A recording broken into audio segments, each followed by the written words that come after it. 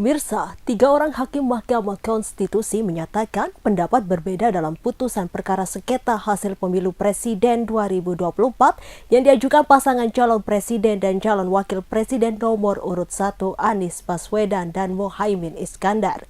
Ketua Mahkamah Konstitusi Soehartoyo menyebutkan 3 hakim Mahkamah Konstitusi tersebut adalah Saldi Isra, Eni Nurbaningsih, dan Arief Hidayat.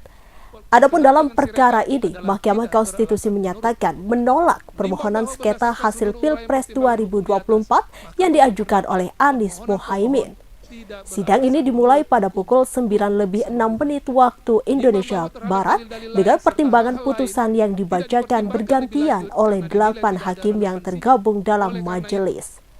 Saat mengawali pembacaan putusan, Soehartoyo menyebutkan bahwa putusan ini diambil setelah membaca permohonan Anies Muhaimin sebagai pemohon, mendengar keterangan pemohon, membaca dan mendengar jawaban KPU sebagai termohon. Kemudian membaca dan mendengar keterangan kubu Prabowo Gibran sebagai pihak terkait, serta keterangan saksi ahli, dan kesimpulan dari kubu Anies Muhaimin, Komisi Pemilihan Umum atau KPU Republik Indonesia, kubu Prabowo Gibran, dan Badan Pengawasan Pemilu atau Bawaslu Republik Indonesia. Selanjutnya, Mahkamah Konstitusi juga membaca dan mendengar keterangan Menteri Koordinator Bidang Pembangunan Manusia dan Kebudayaan Muhadjir Effendi, Menteri Koordinator Bidang Perekonomian Airlangga Hartarto, Menteri Keuangan Sri Mulyani, dan Menteri Sosial. Mahkamah Konstitusi pun membaca keterangan amicus curiae dari berbagai pihak serta memeriksa alat bukti yang diberikan Anies Muhaimin, KPU Republik Indonesia, Prabowo Gibran, dan Bawaslu Republik Indonesia. Putusan yang dibacakan ini hanyalah putusan atas permohonan yang diajukan Anies Muhaimin. Masih ada permohonan dari Ganjar Mahfud yang akan dibacakan oleh Hakim Mahkamah Konstitusi. Dalam gugatannya ke Mahkamah Konstitusi, baik Anies Muhaimin dan Ganjar Mahfud sama-sama meminta agar Prabowo Gibran didiskualifikasi dan digelar pemungutan suara ulang. Berbeda dengan Ganjar Mahfud, Anies Muhaimin juga memasukkan petitum alternatif yakni diskualifikasi hanya untuk Gibran Raka Buming Raka. Gibran Raka Buming Raka dianggap tidak memenuhi syarat administrasi karena KPU Republik Indonesia memproses pencalonan Gibran menggunakan peraturan KPU atau PKPU nomor 19 tahun 2023. Kecamatan Panarukan akhirnya ditahan oleh penyidik pidana khusus atau Pitsus Kejaksaan Negeri Situbondo pada Senin 22 April 2024. Mantan Kades bernama Ahmad ini dijebloskan ke rumah tahanan Situbondo karena terlibat dugaan kasus korupsi alokasi dana desa tahun 2019 sebesar 287 juta rupiah. Untuk informasi selengkapnya akan disampaikan rekan Izzy Hartono.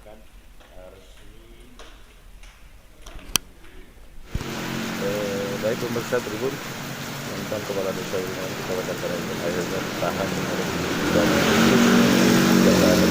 Bodoh. Mantan Kadis bernama Ahmad ini dijebloskan ke rumah tahanan Situbondo dan terlibat dugaan kasus korupsi alokasi dana desa tahun 2019 sebesar 287 juta rupiah. Sebelum dibawa dan dititipkan ke rutan Situbondo, Ahmad sang mantan Kadis ini menjalani pemeriksaan penyidik Pitsus. Namun setelah itu dengan mengenakan rompi merah pink, Ahmad digiring oleh penyidik ke dalam mobil yang disiapkan di depan kantor kejaksaan Negeri menuju rutan Situbondo.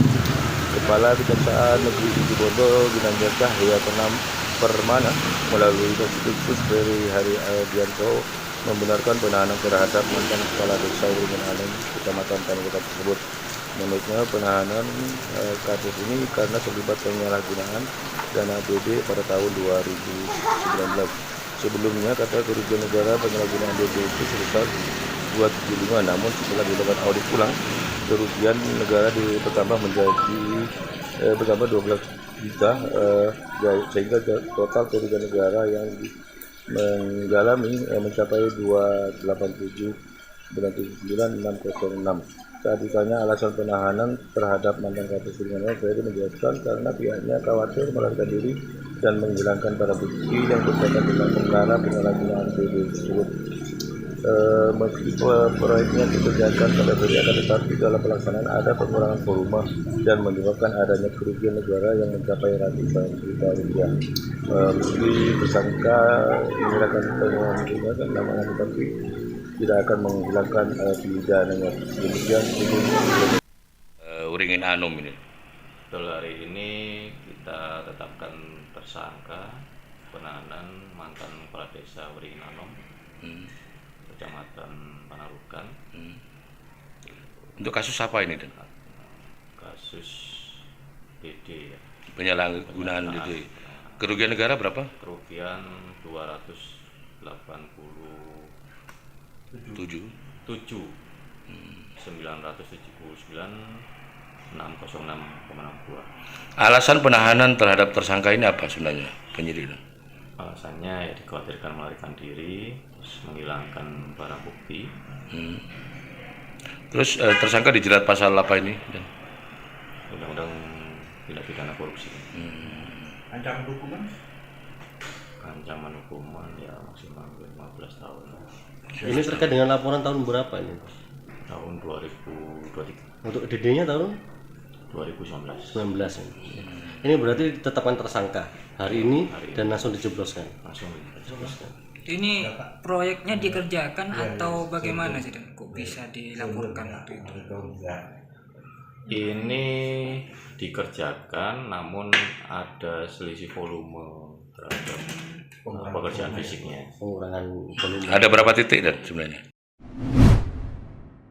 Pemirsa, Hakim Mahkamah Konstitusi Republik Indonesia atau MK Daniel Yusmik Vogt menyatakan tak ada bukti yang meyakinkan para hakim jika Presiden Joko Widodo atau Jokowi melakukan cawe-cawe untuk memenangkan pasangan calon tertentu di Pilpres 2024.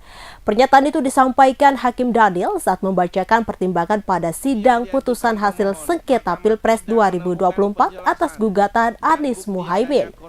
Pasalnya, kata Daniel, dalil permohonan dari pemohon 1 dalam hal ini Anies Muhaimin tentang cawe-cawe Presiden Jokowi tidak pernah diterangkan detail selama persidangan. Daniel menjelaskan majelis hakim memang mengakui adanya gugatan dan keberatan terkait Jokowi melakukan cawe-cawe. Hal itu berdasarkan bukti-bukti yang dipaparkan di muka persidangan, baik berupa artikel maupun video dari media. Namun demikian, Daniel menyatakan dalil kubu Anies Muhaimin yang menyebut cawe-cawe Jokowi untuk memenangkan paslon tertentu di Pilpres 2024 tidak disertai bukti yang kuat. Daniel melanjutkan, bukti tersebut tidak meyakinkan Hakim Mahkamah Konstitusi lebih jauh terkait adanya cawe-cawe Jokowi dalam mendukung salah satu pasangan calon. Selain itu, majelis hakim menilai selama proses penyelenggaraan Pilpres 2024, belum pernah ada peserta yang mempersoalkan cawe-cawe Jokowi. Daniel melanjutkan, tidak ada pihak yang keberatan terkait dengan aktivitas cawe-cawe itu, termasuk para peserta Pilpres 2024. Atas hal itu, Daniel menilai majelis hakim tidak menemukan adanya bukti yang meyakinkan Jokowi melakukan cawe-cawe untuk memenangkan paslon tertentu. Sehingga Daniel melanjutkan, tidak ada kaitan atau korelasinya antara bentuk cawe-cawe Jokowi yang dimaksud dengan potensi perolehan suara suatu paslon capres-cawapres. Tahun 2024 dengan menggunakan cara-cara di luar hukum dan di luar konstitusi. Terlebih terhadap dalil pemohon akuo, Mahkamah tidak mendapat bukti adanya pihak yang keberatan, khususnya dari peserta Pemilu Presiden dan Wakil Presiden tahun 2024 setelah ada penetapan pasangan calon presiden dan wakil presiden yang mempersoalkan pernyataan adanya cawe-cawe dari presiden terhadap penyelenggaraan pemilu presiden. Demikian halnya Mahkamah juga tidak mendapatkan bukti adanya korelasi antara bentuk cawe-cawe dimaksud dengan potensi perolehan suara salah satu pasangan calon presiden dan wakil presiden pada pemilu tahun 2024. Bahwa berdasarkan pertimbangan hukum sebagaimana diuraikan di atas, Mahkamah menilai dalil pemohon tidak beralasan menurut hukum. bahwa pemohon mendalilkan Presiden Joko Widodo melakukan konsolidasi dengan partai-partai koalisi pada tanggal 2 Mei 2023 di Istana Negara untuk melanggengkan kekuasaannya. Presiden bersikap tidak netral dan seterusnya dianggap telah diucapkan. Pemohon mengajukan alat bukti berupa bukti P36 dan seterusnya dianggap diucapkan. Bahwa terhadap dalil pemohon demikian, termohon, pihak terkait dan Bawaslu tidak memberikan tanggapan. Bahwa setelah mencermati dalil dan alat bukti yang diajukan pemohon mengenai penggunaan data intelijen untuk menekan partai politik, Mahkamah menilai pemohon tidak menguraikan dan membuktikan lebih lanjut bagaimana tekanan demikian dilakukan. Demikian pula dalil mengenai pertemuan Presiden Joko Widodo dengan para ketua umum partai politik yang kemudian menjadi pengusung pasangan calon nomor urut 2. Mahkamah menilai pemohon tidak menguraikan dan membuktikan lebih lanjut bahwa pertemuan yang didalilkan tersebut membawa dampak pada hasil pemilu presiden dan wakil presiden. Pemirsa, Kantor Otoritas Jasa Keuangan Kediri menghimbau masyarakat mewaspadai investasi bodong yang mengincar warga terdampak pembangunan jalan tol pada Senin 22 April 2024. Kepala OJK Kediri Bambang Supriyanto menghimbau warga Kediri terdampak jalan tol untuk berhati-hati dalam penggunaan dana pembebasan lahan. Sesuai rencana, warga terdampak pembangunan jalan tol Kediri Tulung Agung dan Kediri Kertosono dalam waktu dekat bakal mendapatkan pembayaran ganti rugi. Bambang Supriyanto mengungkapkan jika ada oknum yang menawarkan imbal hasil yang tinggi untuk memastikan yang ditawarkan logis. OJK telah berkoordinasi dengan stakeholder terkait Pemkab dan Pemkot Kediri serta Badan Pertahanan Nasional serta perbankan penyalur dana untuk bersinergi memberikan edukasi kepada masyarakat. Diharapkan masyarakat juga paham atas himbauan yang telah dilakukan oleh OJK. Pembebasan lahan untuk pembangunan jalan tol ini meliputi masyarakat yang ada di Kabupaten Kediri, Kota Kediri, Kabupaten Nganjuk, dan Kabupaten Tulung Agung. Sebagian masyarakat sudah mendapatkan pembayaran ganti rugi pada termin pertama. Sehingga banyak di daerah terdampak banyak orang kaya baru atau OKB. Pada pembayaran termin berikutnya akan lebih banyak lagi warga yang menerima pembayaran ganti rugi dengan nilai puluhan juta hingga miliaran rupiah. Di Kabupaten Kediri, proyek strategis nasional atau PSN akan melewati 23 desa terdampak yang tersebar di 3 kecamatan, yakni Kecamatan Banyakan, Kecamatan Mojoroto, dan Kecamatan Semen. Sementara di Kota Kediri, jalan tol akan melewati 2 kecamatan dan 8 kelurahan, yakni Kelurahan Merican, Kelurahan Bujel, Kelurahan Mojoroto, Kelurahan Sukarame, Pojok, Gayam, Ngampel, dan Semampir.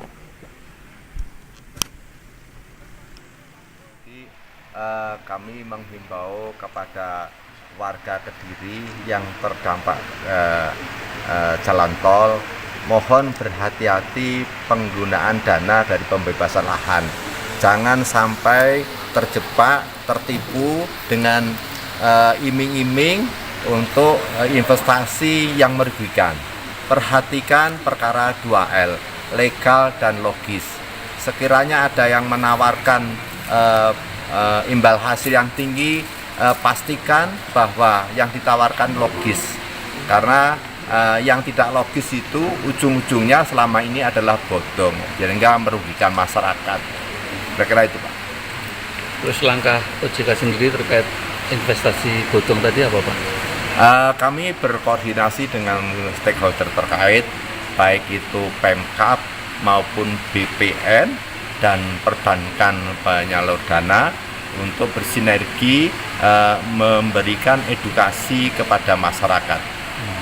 Mudah-mudahan masyarakat juga paham atas himbauan kami, dan tentunya kami akan mencoba menyiapkan untuk lebih masif lagi edukasi, mungkin dengan banner-banner yang untuk memudahkan dibaca oleh masyarakat supaya lebih hati-hati. Perang yang telah berlangsung selama 6 bulan di Gaza membuat Israel memutar otak agar bisa bertahan. Salah satunya dengan memperbaiki kendaraan darat yang telah rusak untuk digunakan kembali dalam perang. Dilansir dari Jerusalem Post, militer Israel atau IDF mengakui sekitar 84% kendaraan darat kembali beroperasi di Gaza setelah mengalami kerusakan. Kendaraan itu mencakup tank, kendaraan lapis baja hingga bulldozer D9. Militer Israel mengatakan bahwa kerusakan yang dialami kendaraannya itu termasuk keausan. Misalnya terkena granat berpeluncur pada bagian permukaan luarnya. Sumber-sumber Israel mengatakan perbaikan aset militer semacam ini merupakan hal yang penting. Namun Israel juga mengakui bahwa kendaraan yang sempat rusak tak mungkin disiapkan untuk perang berbahaya misalnya melawan Hizbullah. Dalam hal keefektifan senjata, Hamas disebut lebih unggul daripada Israel, sebab roket Hamas jauh lebih murah dibandingkan dengan pencegat Iron Dome. Pemirsa, momen dramatis warga melakukan aksi penyelamatan kepada pasangan suami istri memakai jas hujan yang terseret banjir imbas cuaca ekstrim terekam video amatir. Video yang menampilkan kejadian dramatis tersebut beredar di grup aplikasi pesan singkat. Diketahui peristiwa terjadi di Desa Planglor, Kecamatan Kedunggalar, Kabupaten Ngawi, Jawa Timur pada Minggu malam 21 April 2024. Petugas BPBD Kabupaten Ngawi, Joko Supriyanto mengungkapkan pasangan suami istri itu terjebak banjir saat berboncengan mengendarai sepeda motor. Menurutnya, lokasi tersebut diterjang banjir akibat hujan dengan intensitas tinggi yang mengguyur selama 1 jam. Kemudian ketinggian air mencapai 50 cm menggenangi rumah warga. Dirinya bersyukur pasangan suami istri itu berhasil diselamatkan oleh masyarakat meskipun menggunakan alat seadanya. Kendati demikian, sepeda motor mereka belum bisa dievakuasi. Di samping itu, Joko juga menambahkan banjir Desa Planglor menyebabkan akses jalan desa terputus. Banjir juga menggenangi jalan dan rumah warga di Desa Tempuran, Kecamatan Paron, dan Desa Pojok, Kecamatan Kuadungan. Pihak BPBD Ngawi menghimbau masyarakat untuk tak menerobos banjir, serta mencari tempat yang aman jika terjebak dalam situasi tersebut.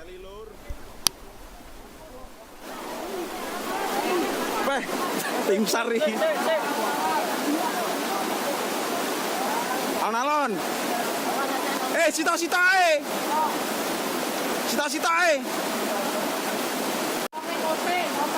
Download Tribun X sekarang.